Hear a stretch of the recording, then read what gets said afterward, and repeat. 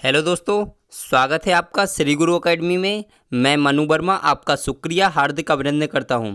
दोस्तों, आज मैं आपके लिए बुद्धि के प्रमुख सिद्धांत लेकर आया हूं। इससे पहले मैंने आपको दोस्तों बुद्धि से रिलेटेड ही 2 वीडियोस करा दी गई हैं, जिनमें आपके बुद्धि का मतलब उदय कैसे हुआ, विकास कैसे हुआ, ये सारी चीज़ें मैंने कराई थी आपके लिए। और एक वीडियो मैंने कराई थी जिसमें बुद्धि मापन के बारे में बताया गया था और कुछ सिद्धांत के बारे में भी बताया गया था, उसको मैंने कराया। अगर आपने उनको नहीं देखा है तो देख लीजिए दोस्तों, क्योंकि वो आपके लिए बहुत ही ज़्यादा बेनिफिशियल है। तो दोस्तों, अगर चैनल को पहली बार वीडियो देख रहे हैं तो चैनल को सब्सक्राइब कर लीजिए और बेल आइकन को प्रेस कर दीजिए। तो चलिए स्टार्ट करते हैं और कॉपी पेन ले लीजिए दोस्तों, ठीक है। तो सबसे पहले आपने देखा होगा कि बुद्धि के जो प्रमुख सिद्धांत होते हैं, कई सारे सिद्धांत देखे होंगे, जैसे एक खंड सिद्धांत, द्विखंड सिद्धांत, त्रिखंड सिद्धांत, त्रिविमीय सिद्धांत और इस तरीके से कई सारे सिद्धांत हैं दोस्तों, बालू का सिद्धांत। तो इन सारे सिद्धांत को आज हम फुल डिटेल के साथ पढ़ेंगे। जितने भी क्वेश्चन यहाँ से बन सकते हैं वो मैं ज़्यादा से ज़्यादा आपको प्रोवाइड कराने की कोशिश करूँगा, ठीक है दोस्तों। तो चलिए, अगर हम बात करें दोस्तों एक कारक सिद्धांत की, एक कारक, एक तत्व या फिर एक खंड सिद्धांत। दोस्तों, सबसे पहले तो हमें यही याद रखना है कि इनके जो नाम होते हैं ना, तो एक खंड भी इसी को कहते हैं, एक तत्व सिद्धांत भी इसी को कहते हैं और एक कारक सिद्धांत भी इसी को कहते हैं। तो 3 नाम इसके हैं। जहाँ पर एक खंड, एक तत्व या फिर एक कारक सिद्धांत की बात आए तो वहाँ पे आप लगाएंगे कि उसके प्रतिपादक कौन है, तो अल्फ्रेड विने। कौन है दोस्तों? अल्फ्रेड विने हैं दोस्तों। यहाँ पे मैंने उनका फोटो भी लगाया हुआ है दोस्तों, अगर आप उनको नहीं जानते तो इनको जान लीजिए, क्योंकि ये मनोविज्ञान के बहुत ही ज़्यादा फेमस मनोवैज्ञानिक हैं दोस्तों, बहुत ही ज़्यादा इंपॉर्टेंट हैं दोस्तों। तो इनको ध्यान रखिए। एक खंड, एक तत्व या फिर एक कारक सिद्धांत अल्फ्रेड विने ने दिया था। और इनके सहयोगी की बात की जाए तो स्टर्न और टर्मन ने इनका सहयोग किया था इसको, इस सिद्धांत को बनाने में, ठीक है दोस्तों। अगर हम बात करें तो यह बुद्धि का सबसे प्राचीन तथा प्रथम सिद्धांत था। ये सिद्धांत इसीलिए सबसे ज़्यादा इंपॉर्टेंट माना जाता है क्योंकि ये क्या था, सबसे प्राचीन सिद्धांत था। सबसे पहला सिद्धांत भी यही था, एक खंड सिद्धांत, जिसे अल्फ्रेड विने साहब ने दिया था, ठीक है। और स्टर्न और टर्मन साहब कौन थे, तो इनके बारे में भी आगे हम बात करेंगे दोस्तों, इनको बहुत अच्छे से डिस्कस करेंगे, ठीक है। अगर हम बात करते हैं दोस्तों कि इस सिद्धांत के अनुसार बुद्धि अविभाज्य है। इन्होंने कहा था कि बुद्धि क्या है, अविभाज्य है, इसे विभाजित नहीं किया जा सकता, इसे टुकड़ों में नहीं बांटा जा सकता, ये अल्फ्रेड विने साहब ने कहा था। और इन्होंने एक चीज़, इनकी मतलब आलोचना भी हुई, इनके सिद्धांत की बहुत आलोचना भी हुई। वो इसलिए हुई क्योंकि इन्होंने बुद्धि को एक ही खंड यानी कि एक प्रकार की बुद्धि बताई, उसका एक ही खंड बताया। इस कारण लोगों ने क्या कहा, अगर इस टाइप से होगा तो क्या होगा, बुद्धि निरंकुश मानी जाएगी। और इसी आधार पर इसकी बहुत ही ज़्यादा आलोचना हुई, ठीक है दोस्तों। और इसीलिए दोस्तों वर्तमान समय में इस सिद्धांत को निरंकुशवादी सिद्धांत भी कहा जाता है। ये चीज़ आप ध्यान रखिए। तो इसके कितने नाम आपको मिल गए, एक खंड सिद्धांत, एक कारक सिद्धांत, एक तत्व सिद्धांत और निरंकुशवादी सिद्धांत भी इसी का नाम है, ये आप ध्यान रखिए। और क्वेश्चन आता है कि सबसे पहला बुद्धि का सबसे प्रथम सिद्धांत कौन सा था, तो आप कहोगे बुद्धि का सबसे प्रथम सिद्धांत जो था, पहला सिद्धांत, वो कौन सा था, एक कारक सिद्धांत या फिर निरंकुशवादी सिद्धांत। तो चलते हैं, आगे बढ़ते हैं दोस्तों। जब आगे बढ़ते हैं तो हमारा दूसरा आता है दोस्तों, दो तत्व, दो खंड या फिर द्विकारक सिद्धांत। यहाँ पर आप देख सकते हैं सेम उसी टाइप से है, दो खंड, दो तत्व या फिर द्विकारक सिद्धांत, इसको ध्यान रखेंगे। अगर हम इसके प्रतिपादक की बात करते हैं तो स्पीयरमैन है। कौन है दोस्तों?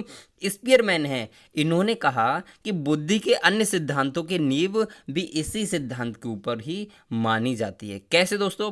क्योंकि जो प्रथम सिद्धांत था हमारा निरंकुशवादी सिद्धांत, उसमें बुद्धि को निरंकुश बताया गया दोस्तों, जिसके आधार पर किसी भी चीज़ को अच्छे से डिस्कस नहीं किया गया। और जो द्विकारक सिद्धांत था जिसे स्पीयरमैन ने दिया, वो बहुत ही वैज्ञानिक आधार पर बनाया गया और प्रैक्टिकली यूज किया गया, इसीलिए सभी सिद्धांतों की नींव इसी सिद्धांत को मानी जाती है।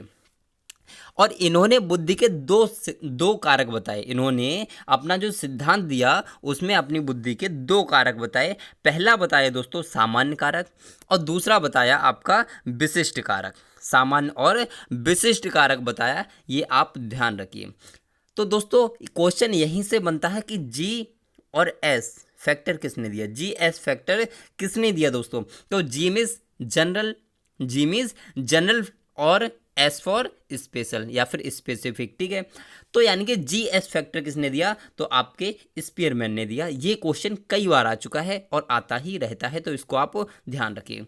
इन्होंने कहा कि जो सामान्य कारक होता है यानी कि जो जनरल फैक्टर होता है वो जन्मजात कारक होता है, और स्पीयरमैन ने इसे महत्वपूर्ण बताया, सबसे ज़्यादा महत्वपूर्ण इसी को बताया। अब ये होता क्या है इसके बारे में हम डिस्कस करते हैं दोस्तों, कि सामान्य कारक की अगर हम बात करें तो हमारा जो बॉडी है, ह्यूमन बॉडी, तो इसमें कुछ चीज़ें ऐसी होती हैं दोस्तों जिसमें क्या होता है कि हम ऑटोमेटिक उन कामों को करते हैं। जैसे कुछ योग्यताएं होती है हमारे माता पिता, जैसे मान लीजिए हमारे माता पिता अगर हमारे माता पिता सपोज रहे अगर डॉक्टर हैं, तो हम में भी कुछ ना कुछ गुण डॉक्टर वाले होते हैं, कुछ परसेंट होते हैं। ये क्या है, हमारी जन्मजात क्षमता है, ये थोड़ी सी जन्मजात क्षमता है, इसको आप ध्यान रखिए, ठीक है। अगर हम बात करें दोस्तों, यहाँ पर दूसरा हमारा आता है विशिष्ट कारक। दोस्तों ये जो चित्र है ना, इसको मैं अभी डिस्कस करूंगा इसको पढ़ाने के बाद।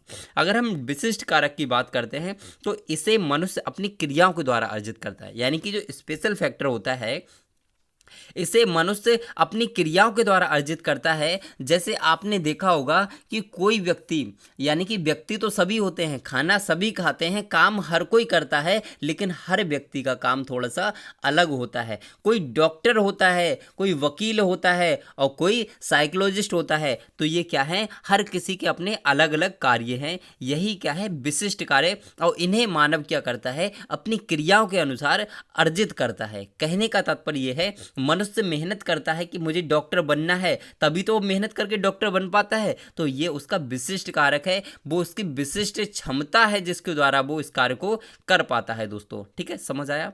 हाँ, अगर हम बात करते हैं दोस्तों, अब इस चित्र के लिए थोड़ा सा समझते हैं, अब इस चित्र को थोड़ा सा समझते हैं। इस चित्र में देखते हैं दोस्तों, इसमें क्या है कि यहाँ पर आपको दिख रहा होगा S1, ये S2, S1 S2 क्या है दोस्तों, ये क्या है दोस्तों, स्पेशल फैक्टर।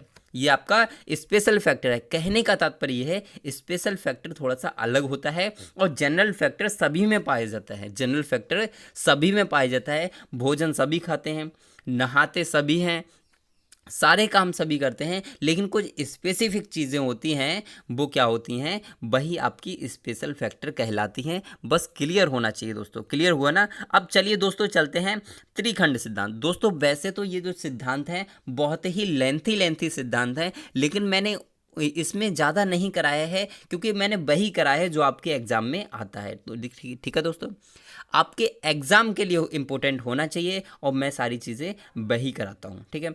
अगर हम त्रिखंड, त्रिकारक या तीन तत्व सिद्धांत की बात करते हैं तो इसके प्रतिपादक आते हैं दोस्तों स्पीयरमैन। कौन है प्रतिपादक, तो स्पीयरमैन साहब इसके प्रतिपादक हैं, ठीक है।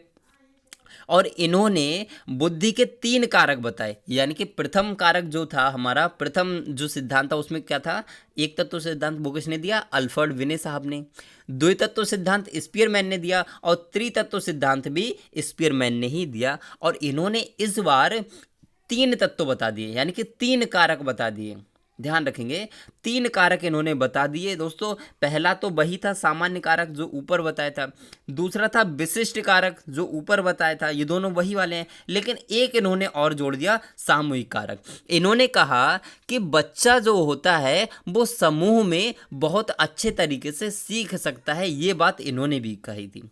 हालांकि वो जीन पियाजे साहब ने भी कही थी, लेकिन इन्होंने भी जीन पियाजे नहीं, बाइगोत्स्की साहब ने भी कहा था कि बच्चे का विकास समाज में होता है। लेकिन जो हमारे स्पीयरमैन हैं उन्होंने भी सामूहिक कारक के अंतर्गत यही बताया कि बच्चे का विकास सामूहिक तौर पे अच्छा होता है, ठीक है।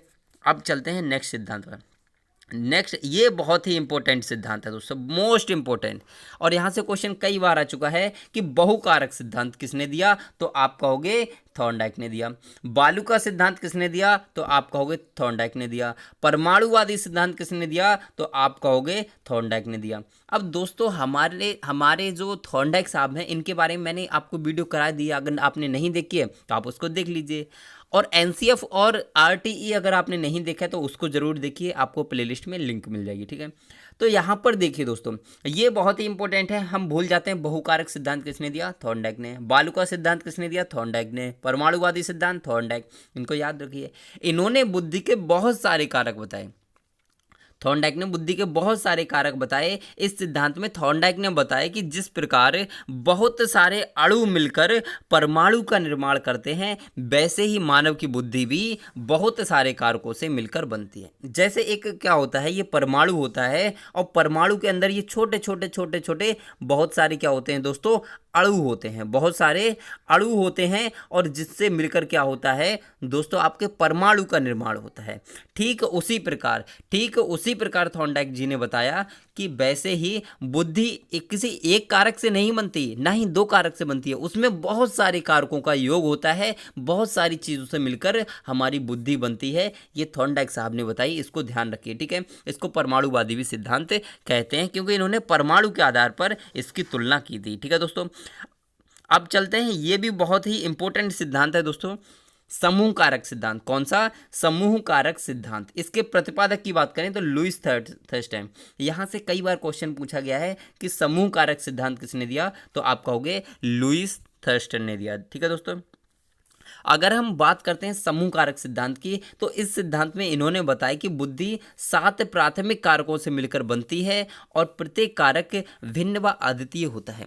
कहने का तात्पर्य यह है कि बुद्धि में इन्होंने 7 प्रकार के कारक बताए, और इन्होंने ये भी बताया कि हर किसी की क्या होती है, जो क्षमता होती है, सोचने की क्षमता होती है, योग्यता होती है, वो थोड़ी अलग अलग होती है, भिन्न भिन्न टाइप्स की होती है। इसको आप ध्यान रखिए। इन्होंने जो 7 प्रकार बताए उनको आप थोड़ा सा ध्यान रखिए। क्वेश्चन यहीं से आ जाता है कि निम्न में से कौन सा लुईस थर्स्टन का कारक नहीं है, इस प्रकार से क्वेश्चन पूछा जाता है। तो पहला आप ध्यान रखेंगे आंकिक कारक। क्या होता है दोस्तों, आंकिक कारक, दूसरा शाब्दिक कारक, तीसरा स्थानिक कारक, और चौथा तार्किक कारक, शब्द प्रवाह कारक, स्मृति कारक, प्रत्यक्षात्मक गतिशीलता कारक। तो अगर हम आंकिक कारक की बात करते हैं दोस्तों, तो इन्होंने बताया कि किसी बच्चा क्या होता है, बच्चे की बुद्धि जो होती है वो किसी भी चीज़ को एब्जॉर्ब करने से पहले उसका आंकिक गणना करती है, उसकी आंकिक गणना करती है, उसको अंकों के आधार पर सोचने की कोशिश करती है, ठीक है दोस्तों। जैसे हमारे सामने कुछ लोग खड़े हुए हैं, तो सबसे पहले तो हमारी जो बुद्धि होगी वो ये सोचेगी कि कितने लोग खड़े हैं, तो उसे अंकों के आधार पर काउंट किया जाएगा। ये आप ध्यान रखिए। दूसरा आता है दोस्तों शाब्दिक बुद्धि, शाब्दिक कारक, यानी कि शाब्दिक कारक। तो शाब्दिक कारक की जब हम बात करते हैं, तो किसी से जब हम बातचीत करते हैं तो शब्दों के आधार पे करते हैं, और यही आपका शाब्दिक कारक कहलाता है। तीसरा आता है स्थानिक कारक। हम अपने निवास स्थान पे जहाँ रहते हैं वहाँ पे बहुत सारे तत्वों से मिलकर ही हम वहाँ पे रह सकते हैं। कहने का तात्पर्य यह है, अगर हमारे माता पिता ना हो, भाई बहन ना हो, यानी कि हमारे रिलेटिव्स कोई ना हो, तो हमें रहना भी बहुत मुश्किल हो जाएगा। यही हमारा स्थानीय कारक के अंतर्गत आता है। नेक्स्ट आता है तार्किक कारक। क्या आता है, तार्किक कारक, यानी कि हमारे तर्क करने की जो क्षमता होती है वो भी एक इम्पोर्टेंट रोल निभाती है। नेक्स्ट शब्द प्रवाह कारक। शब्द प्रवाह कारक यानी कि शब्दों को बोलने का जो क्रम होना चाहिए, लय होनी चाहिए, वो भी बहुत इंपॉर्टेंट रोल निभाती है दोस्तों। क्योंकि बुद्धि क्या है, बुद्धि दूसरे को समझना ही बुद्धि है। एक हिसाब से अगर इस सिंपल लैंग्वेज में समझा जाए कि अगर हम दूसरे को समझ नहीं पाते, ठीक से डिस्कस नहीं कर पाते, तो हमारे अंदर बुद्धि भी नहीं है। इस चीज को आप ध्यान रखिए। तो शब्द प्रवाह कारक समझ गए होंगे, आई होप। नेक्स्ट आता है स्मृति कारक। हमारी जो अतीत की चीज़ें हैं, यानी कि हमारा जो इतिहास है, उसको अगर हम सोचते हैं, यानी कि अगर मान लीजिए परसों हमारे साथ कुछ भी हुआ, ठीक है, अगर हमारे मान लीजिए चोट लगे उंगली में, कैसे भी कट गया या फिर कुछ भी हो गया, तो क्या होगा, उसके बारे में हम सोचेंगे, स्मृति करेंगे कि दोस्तों हमारे कब चोट लगी, कैसे लगी। इस प्रकार से ये सारी चीज़ों के बारे में सोचने का काम भी बुद्धि करती है, तो उसका कारक स्मृति कारक भी होता है।